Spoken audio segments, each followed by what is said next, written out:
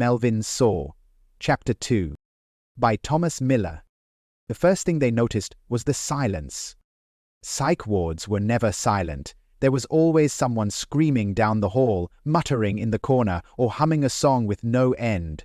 But on the 8th night of Melvin Saw's stay, Redbrook was silent.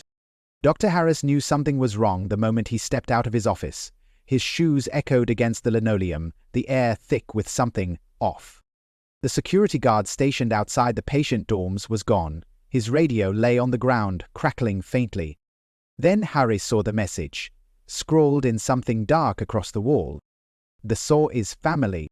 His stomach turned. He staggered back, fumbling for his keycard. A sound. A slow mechanical chug-chug-chug. He turned. At the end of the hall stood Melvin.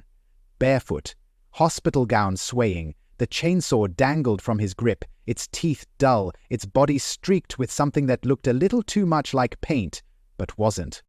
He smiled. The lights flickered. And just like that, the power cut out. A scream rang through the dark.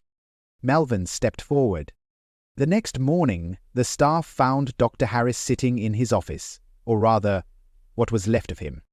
His ID badge had been carefully placed on the desk, his eyes wide open, staring at nothing. On the wall behind him, written in dripping red, "The ward is mine." No one questioned it, no one called the police. Because by then the patients had taken sides. Some had fled to the farthest corners of the hospital, barricading themselves behind locked doors. Others had begun following Melvin, whispering his name in reverence. The staff? They were just trying to survive.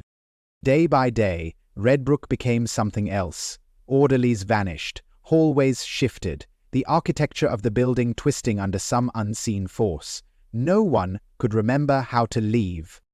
And somewhere, in the heart of it all, Melvin Saw sat in the common room, sharpening his chain with slow, deliberate strokes.